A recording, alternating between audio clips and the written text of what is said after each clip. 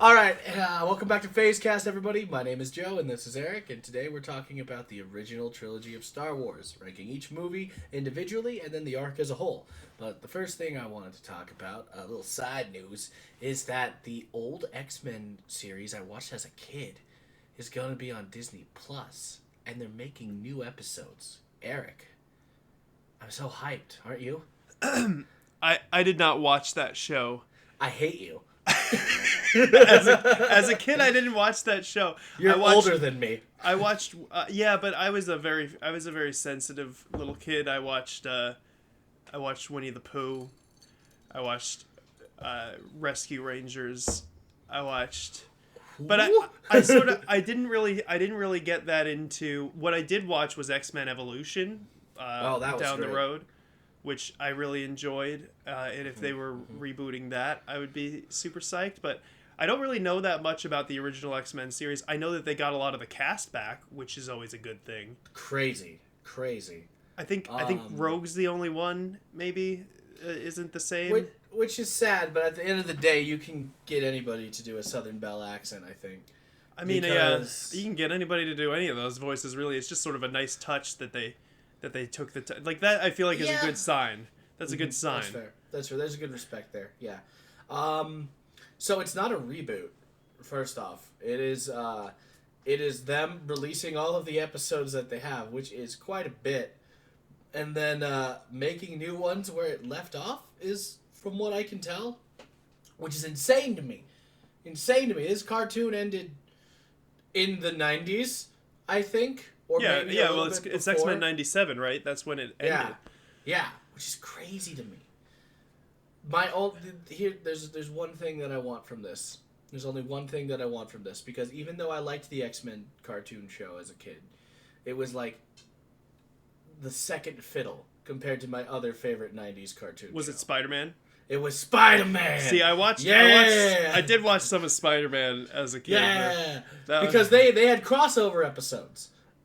So, if I just get the old, version of Peter Parker 90s Spider-Man, who's yelling all the time, I'd be so happy. He yells Mary Jane 20 times an episode. It's great. Mary Jane! And it's so over the top and dramatic. And the X-Men were weirdly racist because you can't join us because you're not a real mutant, you were made. And I'm like, this seems like a weird shift for the X-Men to have, but okay. That's sort of a weird, and I feel like that's I figure probably they'll touch on some of the heavier themes of X-Men a little further this time around, which I would really appreciate, because that's just some of the coolest stuff in X-Men is when they get real deep into the social issues. I mean, X-Men has always been its best stories have been very good versions of the social issues. They've done some really wild things, especially in the comics, that probably pushed it too far. Kitty Pryde, I'm looking at you. What'd she do? What did Kitty Pryde do? Oh, I don't know if I can say that on TV. on TV? Is that where we are? No, There is. I'll look it up in my own time. Here. I'm gonna say it. I'm gonna say it, but I'm not gonna go far in. Okay. So basically, there is a moment in the old comics where they're getting discriminated against and they're being called muties, and mutants should go home. And then Kitty Pryde walks up to a person of color who is rallying against her and says, "If you're gonna call me..." Oh no, I know where this is going! Really? Yeah. "Should I call you blank?" And he's like, "What?" And she's like, "Yeah." And yes, that is, that's understand. racism. That's that's pointing out racism, and that's, but, really, See, I was going to say white that girl Kitty Pryde go up to a black person and saying that, and I'm like, oh, this isn't gonna age well.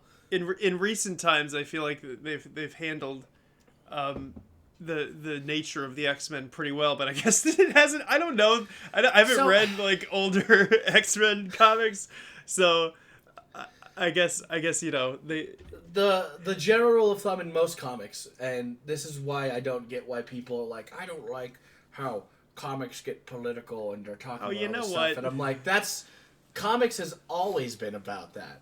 Like from the first like newspaper strip parody comics commenting on literal political structure. Yeah. To superheroes literally fighting issues, not just fantastic villains, but also like social issues. They've always been social commentary. X-Men especially. Well, and I feel like that's a good point that I haven't really thought about. I guess sort of the medium as a whole. I think in general it's sort of silly to say that about any kind of media because you have to you have to incorporate I mean, to some degree that happens at some point somewhere. You're going to bring up issues because it's conflict that you know people go through. But that's funny that you brought up the political comics because I never really thought about that. I guess that whole medium sort of has roots in political strife, which is an interesting point to make. I'm a big comic nerd. Like I love comics from DC to Marvel to Dark Horse stuff. Like I'm all about it. So whenever someone's like, I don't like social commentary in my media, I'm like, well then you don't like media. That's not even comics. That's just media. That's what I'm saying. I feel like you just can't avoid it in some capacity. You know, as far as being a comic book nerd, I don't think I go that deep into it. I have a decent comic book collection, but I don't know, and I know some major plot points. But there was a guy that I am friends with on TikTok. I won't say his name here, but he made the point in a video of his that his habit of comics was dependent on the ritual of going into a store and buying them, which is sort of, I think, how I am. When Atomic Comics here in Arizona closed, because that girl drove her car into the water main when she was trying to back up, the teenager, which was so sad. So sad. Hey, Eric, I hate to interrupt you. What? You have your Discord talking as well? No! Which is fine. Just audio listeners don't care. They don't hear it. But your little green bar is flashing whenever you talk. Can you hear it double? Yes. Oh, that'll probably ruin your day. Hold on, let me fix this. But what I was saying about... This is an audio issue that he's fixing. Can you still hear me on? Yeah, okay. This is beautiful. What I was saying about... but then we got the little... What I was saying about Atomic Comics is that I feel like I needed the ritual of actually going into the store to drive me to get the next issue. And I picked that up a little bit. There was a comic book store across the street from my house for a bit. And I would go there, like walk there, and I got back into it a little bit. But it's really dependent on me having access to that and having taking the time out to do it, which also is a really nice, as far as the medium goes, a really nice aspect of it. I think that you get into a ritual with it.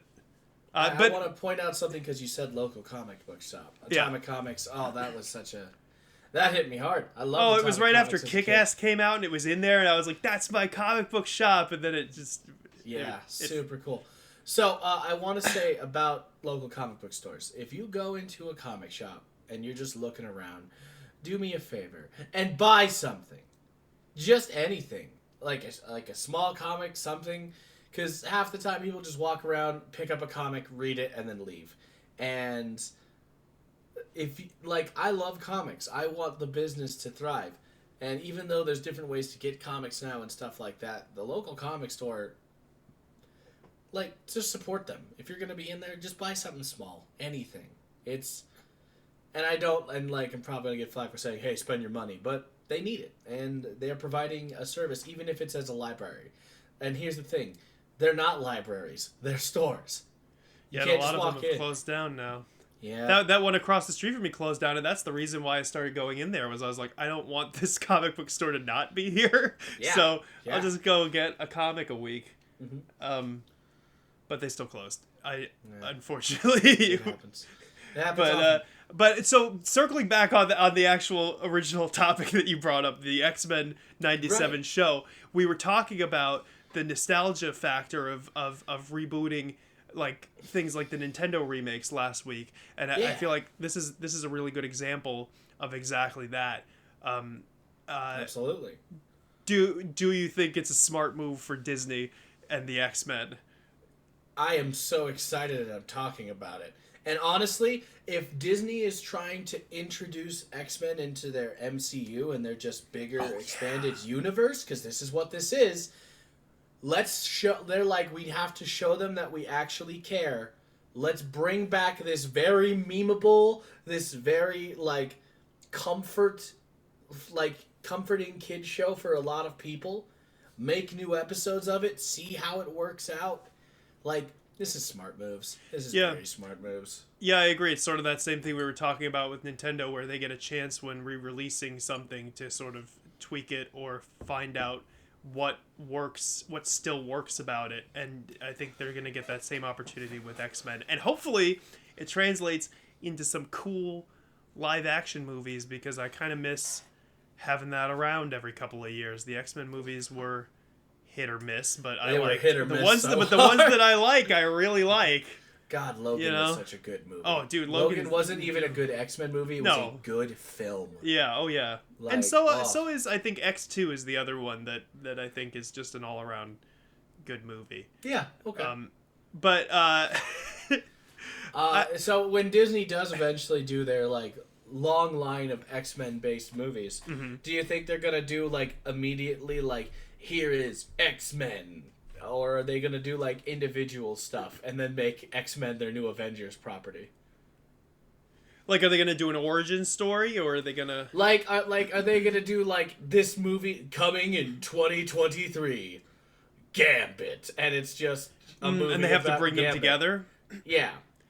No, I think that probably what'll happen is they'll do a whole X-Men movie first. And I think it's always a smart move to have the Academy established in some capacity when you're introducing the characters, even if they're coming into the Academy for the first time. I think I feel like that works best as a starting point, because it's so much to set up. Yeah, it is. It's a lot. Going back and doing the First Class thing was smart. That was good. Yeah, I thought that was an awesome movie. But I think starting there would be crazy, or being like, and here's just Gambit for a year, and then just Wolverine, and they'll do 2 characters a year, and then do, like, X-Men First Mission, or whatever. I don't know. Who knows what it is? I hope it eventually leads to Avengers versus X-Men, because I would love to see that. That'd be cool. Yeah. Sorry, I just want to talk about X-Men and do a little bit of thing, and that got off the rails, as X-Men usually does. Joe, you don't have to apologize for having opinions about comic book stores. I love comic book stores. Good. That's good to hear. I kind of miss, I don't know even where to, I have to drive so far to get to one now. It's like completely out of my way. Did your AC unit just kick in, bud? I'm fixing it! Yeah? Okay. Welcome to Audio Issues, the episode. I was trying to discreetly, like, it's set to go off at 10 a.m. because it's hot as fuck here, but yeah, it's Phoenix. It's not right now. It's actually quite nice. It is November. You want to talk about, so what we're covering today, specifically the main topic. Yeah. Is air conditioning units and their viability in wall units versus standing ones, and also Star Wars and the original 3 movies. We're talking Star Wars, Empire Strikes Back, and you don't even want to give it its colloquial New Hope. It's been a New Hope for so long. It's been a New Hope most of my life, I guess, the entire time that I've known about it. The entire time we've known about it. But it is. It is originally just Star Wars. It is a film called the Star Wars, the Battle of the Whills, Part 1, the Starkiller saga. Starkiller is a video game character, and he will remain as such. Starkiller is a big white Death Star. That's Starkiller Base. Yeah, I'm talking about Starkiller the person. Yeah, he's on that base. No, he's not. Starkiller the person is not. They named it for him. He's in the Force Unleashed video game. Oh, he is? Yes, his name is Starkiller! I've never played them. I hear they're good. And it didn't age well, I think, but they are fun games, I feel. The controls are just kind of wonky. But it is a very fun game series starring one of my favorite Star Wars nerds of all times. Who? Sorry, I had to... My food's here. Sam Witwer. What is... Oh, I don't Sam know. Witwer. Is he the main guy? Sam Witwer is the main guy of the games. They even did like... This was crazy because it's a PS2 game, right? But they did like his facial expressions and they like modeled the character after him. Yeah. So it's super cool. Sam Witwer, famous Star Wars nerd. Love him. He's the guy who put Filoni on his ass, which is good. But he's known as playing Darth Maul in the Clone Wars. Oh, really? Yes, and in Rebels. Making Darth Maul just this amazing character with his voice acting work as well. He's in a few things. I don't know what he's doing currently, but he was in Smallville. He was he had the show where him, a werewolf, and a ghost lived in a house together. Oh, yeah, I know what you're talking about. Was that a sci-fi show? Yeah, it was a sci-fi show. Yeah. He was a vampire. Bringing such a voice to Darth Maul could have gone very badly, but it didn't. And no, he redefined the character, and when I say he is he knows more about Star Wars than a lot of people. He just knows Star Wars. He lives and breathes that shit, dude. He was also the voice of Palpatine in some video games because he can do the voice so well. That's cool. Yeah, I didn't know that. Yeah. Mm-hmm. You know what's a Star Wars video game that did age well though? Any Lego Star Wars game? Well, yeah. No, not the first one. You can't even tell. Dude, there's this thing that happens in Lego games. I'm sure everybody who's played a Lego game understands this and already has seen 10 memes about it. But you can't... The puzzles are so hard to figure out. They give you no clues. It's a game for kids. What do you mean the puzzles are hard to figure out? If it's a game for kids, the puzzles should be less confusing. They shouldn't make me, an adult, go, what the hell am I supposed to do? You have to, just wander around and push things, and the depth perception is all off, especially on the first one. But I love those games. No, Star Wars Republic Commando is pretty good. The squad-based one. It's super fun. I picked that up on Games with Gold whenever that was an available option a few months ago, and man, that game's fun. Yeah, it had the beat down mechanic with the little knife in your hand. Yeah, that was so good. And a blood splatter, and then it's don't worry, we'll clean it on the visor. I'm I don't know how that actually works. Dude, that was not how that works. But that was such a nice touch, though. The way that looked, you'd hit the GNOs. I'd always try to get the flying guys. Yeah, I would actually not shoot in order to punch them. Yeah, it's so good. Mainly it was just such a nice effect. Yeah, it was a very well made game and a lot of fun. And there's some good strategy in it that I think still holds up. Mm-hmm. And the shooting is cool. And you freaking... Anyway. We have to talk about... Off topic! We got a lot of ground to cover today, Joe. We're talking a lot about prequel stuff still, and I don't know why. Sam Witwer, if you're listening, I love you. He's not. we should discuss A New Hope. We should. A New Hope. Or the Star Wars. And its quality on a scale of 1 to 5. I feel like this is so obvious, Joe. Or maybe it's not. Maybe you're gonna throw me a curveball and confuse the crap out of me. But it's a freaking 5. It's one of the greatest movies ever made, regardless of your opinion of the Star Wars saga. What, are you not gonna give it a 5? Listen, you go first. You go first. I went first all last time. You can be the defender of the original trilogy. Listen, Star Wars A New Hope is not only a excellent movie within the context of the Star Wars universe, because of course it starts the entire saga, but it's just a great movie in general. It's exciting. It's well filmed. It's got cool characters, memorable moments, great costume design, great set design. I mean, it's just, and when you think about it in the context of like 1977, right? Going into theaters to see something like that. I mean, there's just nothing. There's nothing around that you can compare it to. It started a whole trend of movies, of blockbuster movies. It changed the blockbuster movie forever. 5 stars. It's one of the best movies ever made. Top 20 movies of all time. Definitely. Maybe top 10. Top 10. Maybe. No. Top 10. No, it's probably in like the 20s. I will say this about A New Hope. I will say this. My ranking is going to be a 4. A good 4. Like a solid 4. And the reason being is because as a film, it's amazing. It's really good. Like, introduction of a character. Easy introduction of world and the laws that we have going on. And then, like, this sense of, like,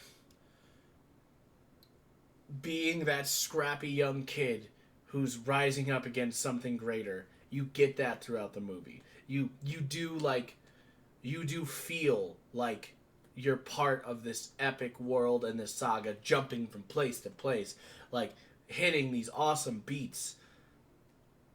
But it just kind of falls flat on characters for me. It's a great story. And I love Star Wars, and I will always watch that movie. If it's on TV, I'm going to sit down until the commercial comes on.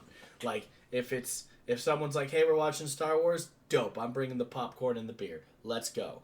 But 5. A 5 is such a perfect scale. And, like, I can't give it... The characters are just kind of like, okay. And we've had that discussion already. So I think if I'm gonna give a movie like a perfect score, if I'm gonna say, oh, that's one of my like all-time favorite movies, I have to be 100% on board with it. And Star Wars is the kind of movie, and it's like you said, if somebody's like, oh, you want to watch Star Wars, you're like, oh yeah, I'm in.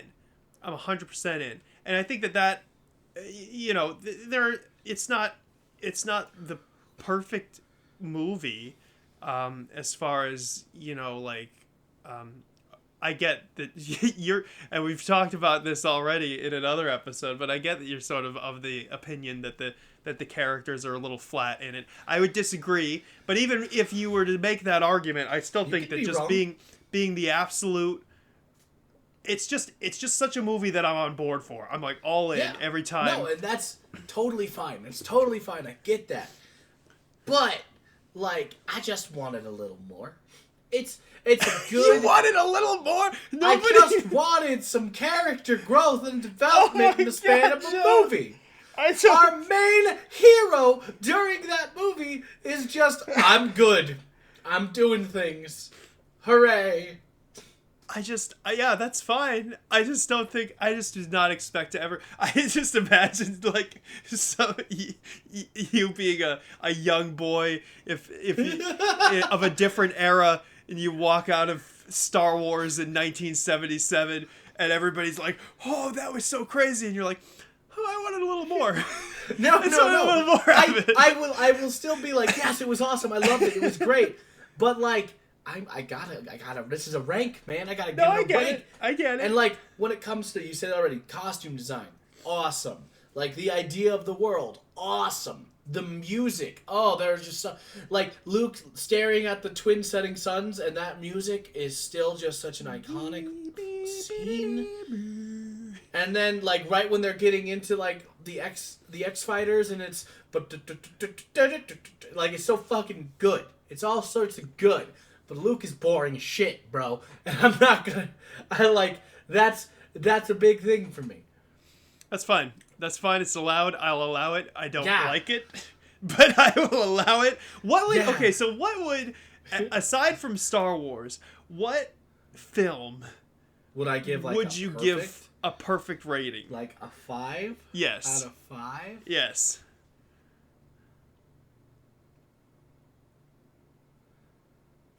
comparable to Star Wars? Because are we looking for a sci-fi or just a film? Oh, sure, science fiction. I don't know if there's a sci-fi that gets a 5. I don't know if there's a sci-fi that exists that gets a 5 out of 5 for Blade me. Runner for me. 5 out of Def Blade Runner, 100%. That's a really good movie. I'd have to rewatch it. I haven't seen it. And actually also probably the sequel. I haven't seen it since... last time I watched it, I was 15. So I do not have a good... 15-year-old me does not have the same standards as I do. Well, listen, next time you're in town, we got to sit down and watch both the Blade Runner movies, because those are excellent movies. Oh, yeah, I'll watch So, Blade Runner. so there's no other science... What about just in general? In general? Okay. Let's, in general, with movies as they are and how they're presented, With movies as they are and how they're presented. Not with movies how they're not. No, like, because, like, this is how we're telling the story. Yes, like, yeah, okay, that's important to me. Yeah. One of my favorite movies of all time is Boondock Saints. All right. And that is great. Like, you immediately get a sense of the characters. You figure out their motivations and why they're doing stuff. And even though they're just kind of fucking around half the time, like, you know them, you see them, you're like, oh, this character acts like this, does this. And there's a great scene. And it's not just because a cat dies in it. The great scene in that movie is just these 3, like, main characters hanging out and shooting the shit and drinking a beer and, like, just having a night. And you're like, you get their character dynamic and how they are in this scene. And you see growth because immediately the day after there's, like, concern and there's anger with each other. It's so good. Like, character byplay and, like, growth and, like, even though the movie frames a lot of, like, yo, this happened, here is, like, what happened in the past to get us to this point, which is that's so cool. It's just, you get a lot of character development and a good story being told forward. And it's kind of like, it kind of breaks the mold of storytelling. And I'm never against the mold of storytelling. I love the hero's journey, but God, you gotta get interesting. You gotta be a little different. Star Wars has shiny robots.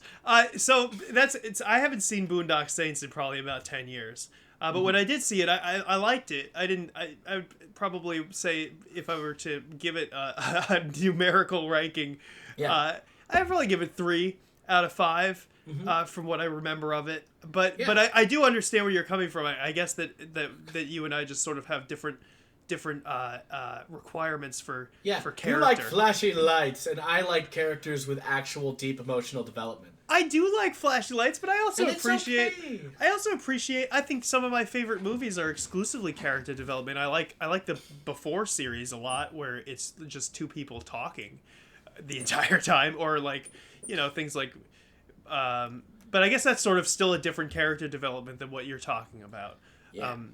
So it's just sort of fine. All right, 4 stars. 4 stars for Star Wars. I think that movie is a transformative experience like no other. A transformative experience. Transform my 6-year-old little butt. Yeah. Now, like, blew my mind. I have a fucking lightsaber, dude. I know. I love Star Wars, bruh. I do. Yeah, but there's also, the saga as a whole is different from the one movie. You don't have to have any. What about Empire? What about Empire? Oh, Empire. You're supposed to go first this time. Oh, you want me to go first? I thought I went first for the last time. Oh, yeah. I mean, I thought you were going to... Yeah, okay, Empire. But I'll go, because I'll talk about Empire Strikes Back. See, Empire Strikes Back. Empire deserves a 5. Yeah, it does. Empire deserves a 5. Because we have some form of, like, growth and character development from our main roster. We have such amazing conflict, and we see the bad guys win, and ooh, that feels good. Nothing makes them feel like a more competent threat, because let's face it, in A New Hope, a kid from fucking Tatooine flew a ship in a trench and shot a hole and blew up a very expensive space station with who knows how many millions of people on that fucking thing, right? Like, he's like, I killed a shit ton of the Empire. And Darth Vader, he had to fly away because Han Solo came back. In that, which was a great scene, just hearing Han do the yahoo! Like, that was great. That's awesome. But here it's like, okay, no, this is the reason why the Empire is in power. They've hired bounty hunters. They've laid a trap using one of our hero's friends as bait. Captured people. Like, and just the absolute way Vader just dunks on Luke. The absolute way. He's like, oh, we're in a hallway with a bunch of stuff. It's kind of cute that you use the Force to shoot something. Let me throw a hurricane at you, and you try and hold on. Like, you sweaty hanging on that pole? Well, I'm your dad, stupid. I'm your fucking dad. Join me. Hands getting sweaty now. Screw you. Yeah. Like, that is just... Oh. It's a good counterweight to A New Hope. I agree. Because you're right. It's such a grandiose, like, huge win for the rebels in Star Wars, and you walk out of that movie being like, yeah, get him. And then we get character interactions from Han and Leia, and like, God, like, that's good. Like, this is Han and Leia, like, showing like a relationship and interacting with each other instead of just like these three characters are on the same ship doing a scene. This is like, oh look, they're talking. They're you can see that they're clearly like there's a byplay here. It feels. Is it? Good. I don't know. So that's an interesting point to bring up because I feel like it's easy when you're not actively watching the movie to like idolize that relationship between Han and Leia, but I watched Empire recently. Han's so pushy. He's too... Yeah. He's so... Well, he's also Leia's pushy. I don't know about that. Scruffy nerf herder? That was just... He had that coming. He had that coming. When you say Han's pushy, like... Did he, like, force her into situations? He forces a kiss on her at some point, and then also is just, like, cornering her in hallways the entire movie, being like, hey, what's up, baby? I thought she cornered him. No! And see, that's how I feel like it's, especially with, like, the To be fair, there's 2 years of, like, whatever the fuck they were doing in between. Right. I don't know. I mean, maybe, and they do. It's. I think it's easy to get to that place, especially where they are in the sequel movies, because you're like, oh, that's nice. They gave each other a hug, but it's weird. Go back and watch like specifically just the scenes between Han and Leia, and you'll be like, I don't know about some of these things. I think product of the time, and also definitely. I also think like, oh, dude. I'm trying to remember, like, I don't think he was pushy to the point where, like, he, like, forcefully grabbed her and was like, kiss me. Like, that's... Maybe, but so let me say something about the product of the time thing, is that, yes, I think that for the time, it actually is not, by the standard of like, an epic movie, it's not that bad. Because, like, Gone with the Wind, right, which is a whole thing. Don't talk about that shitty movie with me. I hate Gone with the Wind. I hate how people say it's a great film. I hate everything about Gone with the Wind. The main character's a bitch. Nobody should like her or care about her or feel emotionally attached. See, I disagree. Fuck that movie. Fuck that movie. I disagree. I think that anyway, my point is that the main protagonist, he just pushes himself onto the entire. He shows up out of nowhere and is like, hey, Are you gonna be with me now? Because I'm so cool. It's the entire movie. But also, I think in Gone with the Wind, good for her taking advantage of all those terrible people because they all suck. Different thing for another time. But good for that lady. We're never talking about Gone with the Wind beyond this. That movie was terrible. She was a dumb bitch. Let's go that's forward. Mean. You shouldn't call people that. Oh, I shouldn't call people bitches? Yeah. Okay, when I say bitch, it has nothing to do with the fact that your gender is involved. It has everything to do with the fact is if you are not acting like a bitch, being someone who bitches. Goodbye, everybody. I'm canceled. I feel like those people deserve that. They were all terrible. They were all fucking... All of them were terrible. The dude who went off to war Yeah, that guy sucked. That guy sucked. He went off to war for the wrong side, dude. He can go die in a ditch. All those people sucked. Mm-hmm. Mm-hmm. That movie is all about that lady just taking advantage of everybody, and I'm there for that part of it. But anyway, my point is that was 1939. So Star Wars is 1977. Basically every movie that came out around that time had relationships like that. So it's not a shortcoming of the movie itself. I think that they definitely did what they could to revise that in a meaningful way in the sequels anyway. But seriously, go back and watch those scenes because it's one-sided for sure. Okay. Aside from that, though, I mean, I do think that in general the relationships that develop in Empire Strikes Back are better than. And I also did not just mean strictly romantic relationship. No, I know that's a good byplay there. Yeah. Oh, yeah. Definitely. I think that the banter that they have is great. I think that you see Luke starting to care about his friends in general more. I don't see that. I mean, it's the here same we go level. with the Luke thing. It's the same level, man. He didn't he leaves care his training. More. He leaves his training to go save him. That's just on par. That's not caring more. That's the same thing.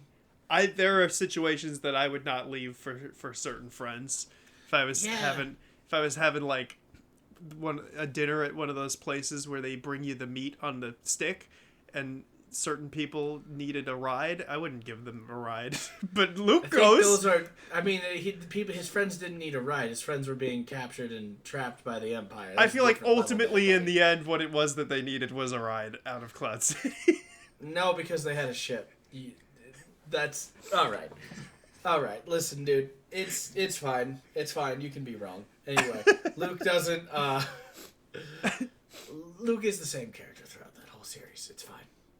I think though that the character interactions in that movie in general are very good.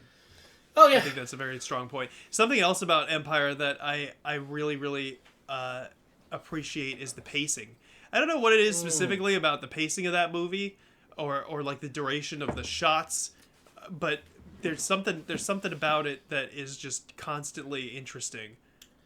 Same with the original Star Wars too. The original New Hope, that pacing was great. Like those movies were paced well because there was just like the story beats in the world and they wanted to get through it.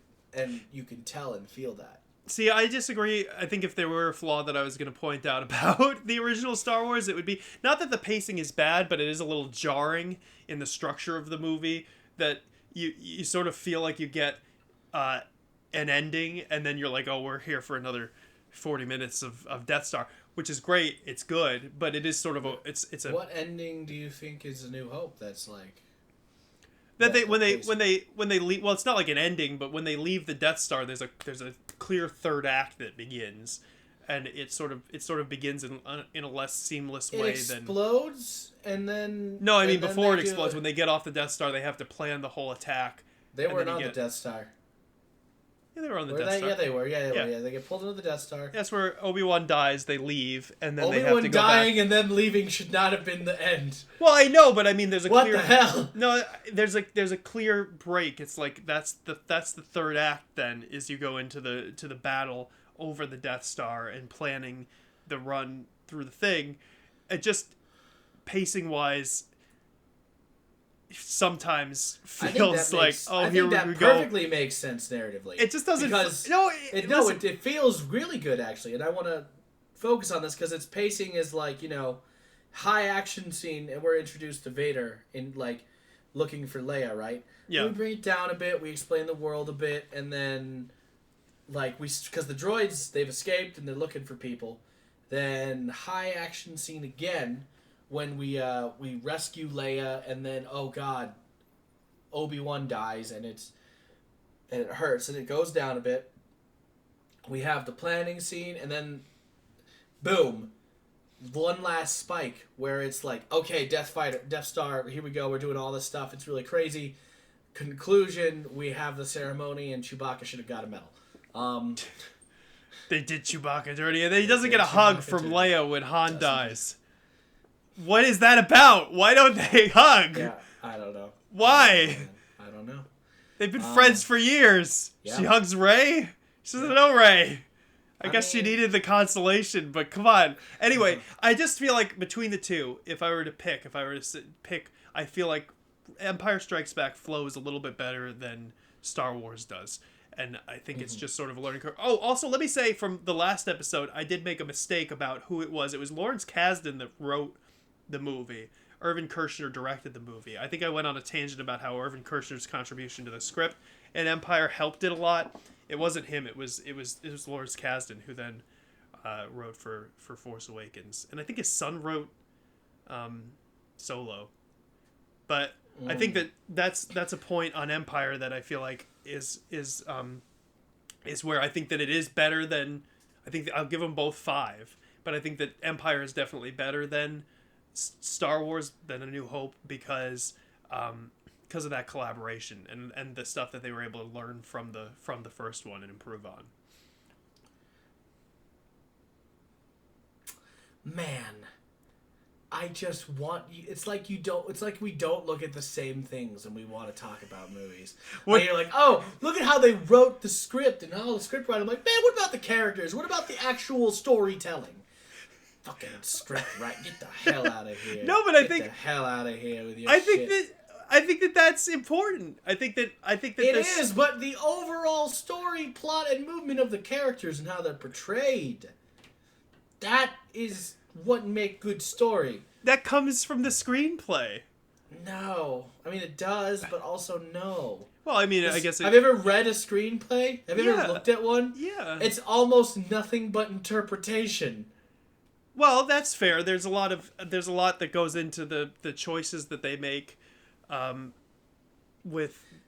not just interpretation of how to portray like the character in acting wise. That's the interpretation of how to build the world, how to hit the musical beats, how it's shot. There's collectively so much that that's my point. That was I think my point is that I think that the collaborative effort on Empire, you can see that everybody came together from every point in that movie and just did all that they could to make that movie good. It's got the actors are and listen, I know you don't like Luke or whatever, but everybody brought Luke it on a level that was above the original Star Wars. No, okay, yeah, I know what you you son of a bitch. You don't like certain aspects of his character development. I love Luke Skywalker. I love Star Wars. But I'm not saying Luke is a good character. Yeah, but I think that the acting level that everybody brings, the music, the sets, just everything in that movie is just exquisite. Yeah, no, it's good. It's good. It's a 5. I gave it a 5. I gave it a 5 and I'm done. But I do think so. I think in general, and let me touch on this. I think in general that you and I look for different things in movies, and I think that breeds good conversation because you're looking at a movie from I think a pretty different angle than I am. So it's a story. I enjoy story. I enjoy hearing your opinions on it because it gives me new perspective. And I appreciate that because I think that I have a tendency to I don't know, it's a little colder, my analysis of movies, less about the feeling. I feel like it's nothing but the feeling for you, but then you try to overanalyze it with cold facts, and I'm like, that's weird. Yeah, I want to know where the feel comes from. Yeah, that's fair. No, I got a feel comes from. So the next movie is dog shit. It's trash. It's horrible. What? This is such a roller coaster for me today. Are you telling me? Okay, you know what? What do you give Return? 4. You give Return a 4? Yeah. A 4? Yeah. A 4? Yeah. That shit's a 3, dog. That shit's average as shit. What? Return? Ewoks. Ewoks are fine. It's so cliche to hate on the Ewoks. So, okay, yeah, it is cliche, but it doesn't mean it's not a good point. That's true. It's cliche What for are you a reason. talking about? We got Saying, here for "Oh, a it's reason." cliche," No. that doesn't mean shit. Yeah, we That's got there for a argument. reason. I get it. I'm gonna rant about it. Okay. All right, go Here ahead. we go. No, Here go we ahead. go. Go ahead. I just said in the last movie, the thing I liked a lot about Empire is showing how dangerous of a force the Empire was and how they got there and how they took control. And yes, here it is. Look at these guys who laid out a trap, who outplayed our heroes and have a firm grip on the galaxy. They're gonna die to a bunch of tiny bears with sticks. And they have giant walking tanks, but they're gonna die to tiny bears with sticks. Fuck me. So, the reason... Come on. Don't say reason. You're looking for a cold analytical reason for this. But in a story where these guys have literally a grip on the galaxy, they're stormtroopers who, like... They give a lot of reasons why stormtroopers suck, but... Like, canonically in the universe, but... These guys were the people who, like, owned the galaxy, who fought the rebels, who would have kept them on their toes for so long. And they're dying to a bunch of bears with sticks, man. The way I see it is the same way... Slingshots are same breaking way that, through stormtrooper armor. The same way that in real life, like, say, for instance, like, they had an issue in Vietnam with guerrilla warfare. I feel like it's the same sort of thing.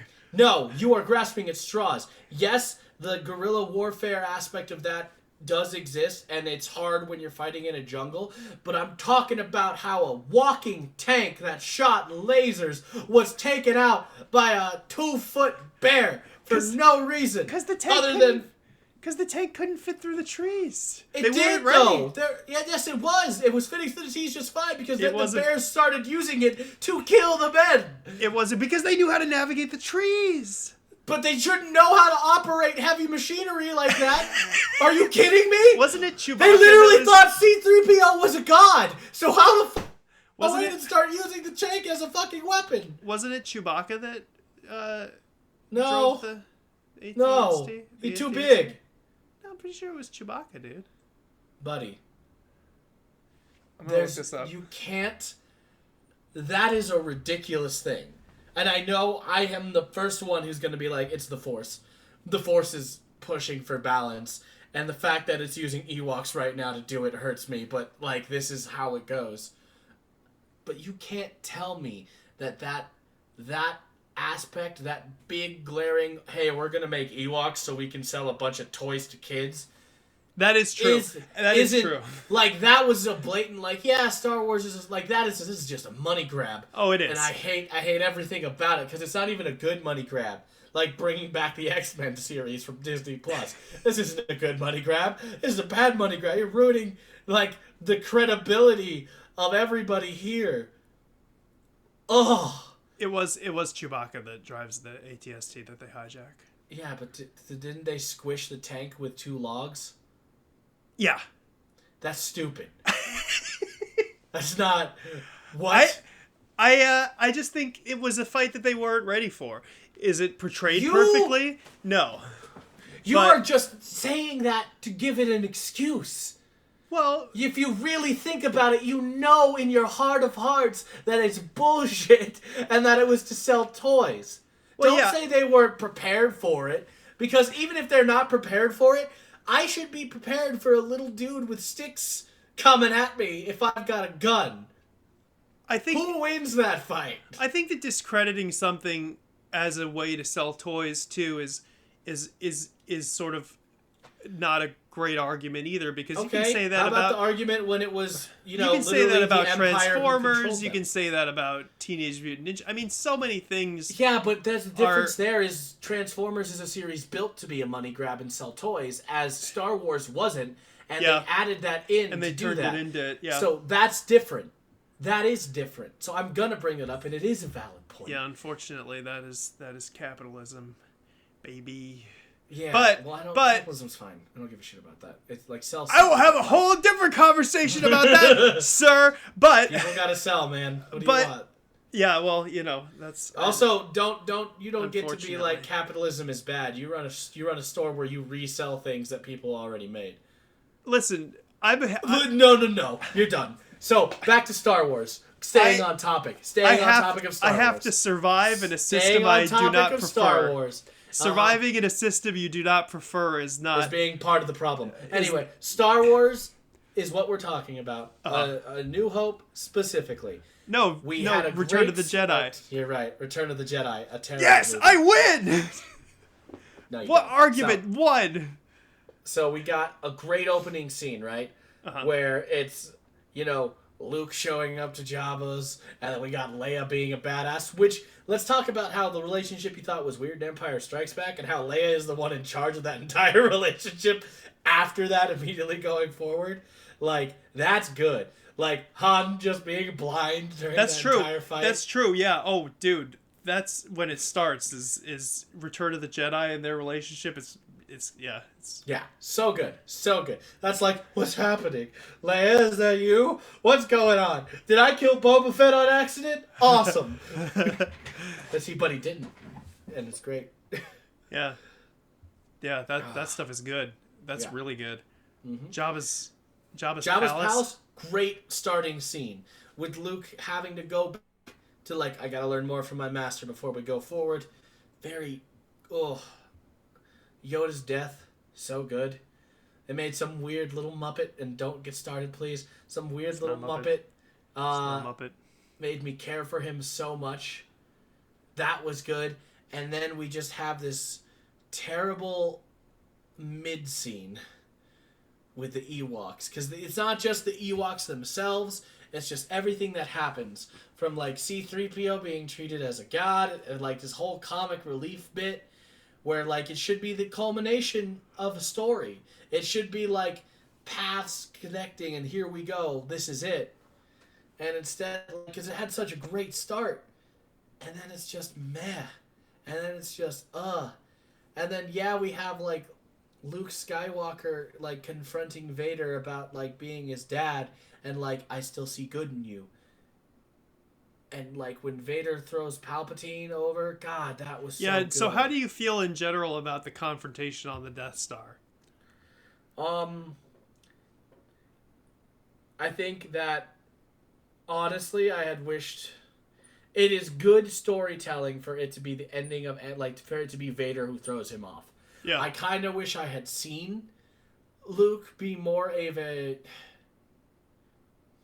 Luke just do more in general... Because we see his potential, in the beginning of the same movie, and then he kind of just jobs out for the rest of it. It starts off on a strong note, right?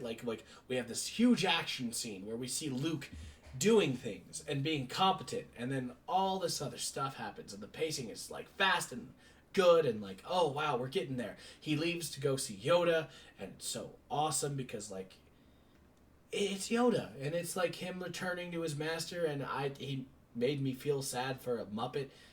Oh, still not a Muppet. I swear to God, he stopped. Anyway, and then we go do with Ewoks, and it's just such a weird pace change and tone change, because the film up to this point has been kind of a little lighthearted with the action scene because Han Solo accidentally kills Boba Fett. That's funny, but it's been okay, we're going. It's time to fight the Empire. Here's Ewoks who worship C-3PO as a god. Here's us not doing much. And then Luke leaves to go talk to Vader. In what is a good, powerful, I'm going to talk my way and convince my father to come back to the light side. And Vader throwing Palpatine off, so good. So good. Yeah, and I think that Luke being unable to see that through, just sort of is a testament to the fact that he isn't fully developed as a Jedi. He hasn't fully, come into his powers or his role there. I would have really liked. And this is just me being a speculator, right? I would have really liked, and I think it would have done a lot more for Luke's character. If it was just once again, this is just talking in the original saga. Mm-hmm. If that, when Palpatine sees Vader, falter, because Palpatine should sense it, but, overgrown with power and whatnot. Palpatine just starts shocking Vader. And I would have loved to see Luke's father in that moment. Yeah. But instead we get this version, which is amazing. Kind of makes Luke look weak, but still amazing. And then there's the scene with, take off my mask, let me see you with my own eyes. Such good stuff. But that whole, story beat with the Ewoks, and, this just feels weird. I wanted the final battle. I wanted, even if I wasn't going to get the final battle with Luke and Vader, this emotional battle is good. But it still should be Empire, Republic. This is it. This is the moment. What are these little toy selling bears doing? So, it's awful. I will agree with you that the tone change there in the middle is sinful. Is why I would not give it a perfect score. It's the only one of the main trilogy. You're gonna give it a 4. Yeah, I think that docks it down to a 4. Because you're right. There is sort of a feeling of you do want that big big battle and that big resolution there, and you don't fully get that. You do get the bears, and you get C-3PO being silly, which is not ideal. It isn't. No, it's not. It's the last movie. This is it. This is action time. This is go time. Why are you wearing Han's clothes, man? What's going on? What's happening here? What's happening? What's going on? We didn't even get a really big, cool space battle. Dang it! I know, and that's where just you want to see Han and Lando and Leia. We swear a lot. Can I make a very? It's when I think of climax, I just I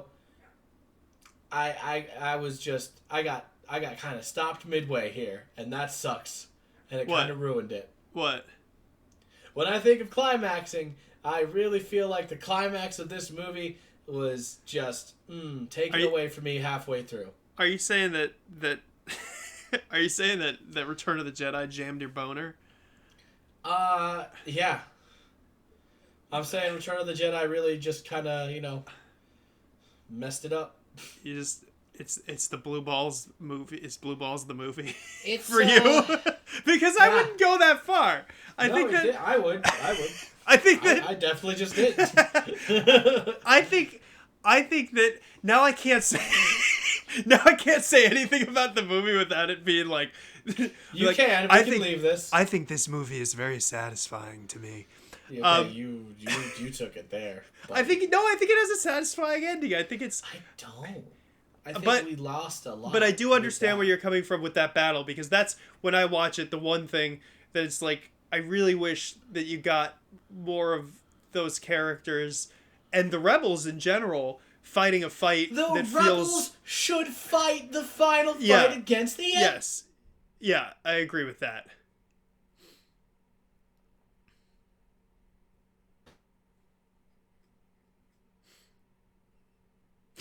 Oh no. It's stupid. It's stupid. Yeah. It's dumb.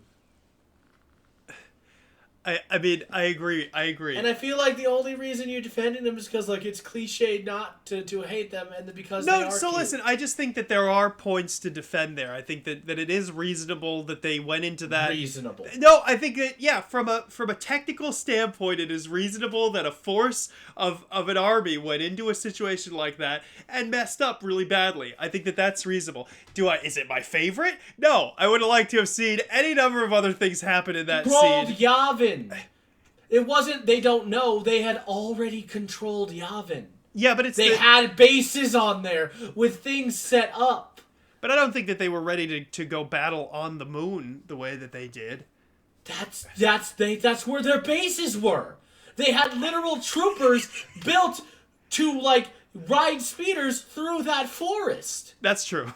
You're insane! What you just said made no sense, because they had already controlled that moon, and they were already there. They were like, hey, let's make sure to put this shit on a moon that we have no idea how to navigate at all. Yeah, no, they already had the moon. They had already started building the Death Star. Do you think that Death Star was like, oh man, we've only started building that like 6 months ago? No!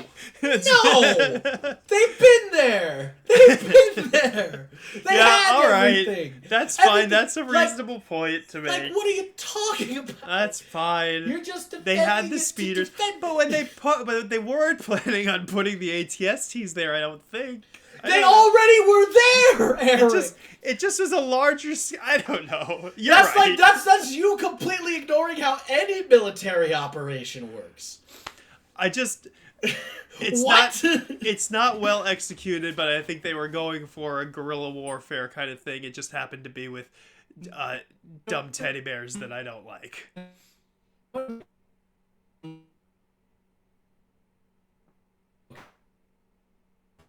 Joe, you're a robot again.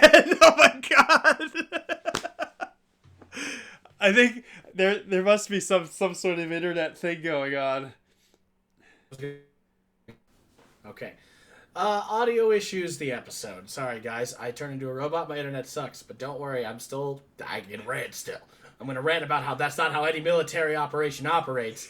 Like, they literally brought in everything and set it up. They've been on that planet. Who knows how long they were building the Death Star. There's no feasible reason other than the Force and the power of capitalism having the Ewoks be in that movie and take these people out when it should have been the rebels. Yeah, I agree with you, and that's why I give Return of the Jedi 4 stars out of 5, because that is I think the weak point of that movie. Other than that, I think it's great, and I think the confrontation on the Death Star is awesome. And so is the Jabba's Palace stuff. And some of the Forest stuff I'm down with. I understand where you're coming from. It should have been the rebels. They should have been more involved. That would have been a great opportunity to get to know some of the rebel soldiers a little bit, too. We had, and honestly, we had Billy D. Williams. We couldn't have done something more with him? Yeah, I know. At all? I know. Instead, we got like 30 to 40 minutes of Ewoks. And God, do I hate that. God, do I hate but that. So what about it? So it gets a keeps 3. What about it keeps it up at the 3 level rather than like a 1 or 2 to you? The opening scenes are great. Like, literally, the opening is good. Luke, Luke reconciling with his father. Even though, like, it's not the big, like, battle or anything, like, it's, like... And that's the thing, there's no big battle. It gets resolved very quietly and calmly. Like, Luke does fight Vader and, like, just kind of, like, is on the back end and defends until, Palpatine does his thing. But for the it's not a big ending of a series climax. It's just a meh. And, like, when you have so much buildup, you need to execute on that. And it just falls so short, especially because in the beginning of the movie, they're building up to it, too. You see the advancements in the characters. You've seen them become, like, full-fledged, like, strong fighters, and they're ready to do this. And then they kind of don't. And then that is the most disappointing thing. That is the most disappointing thing. Yeah. Too much so of C-3PO. You get a 3. You get a 3. King of You're lucky it's not a 2.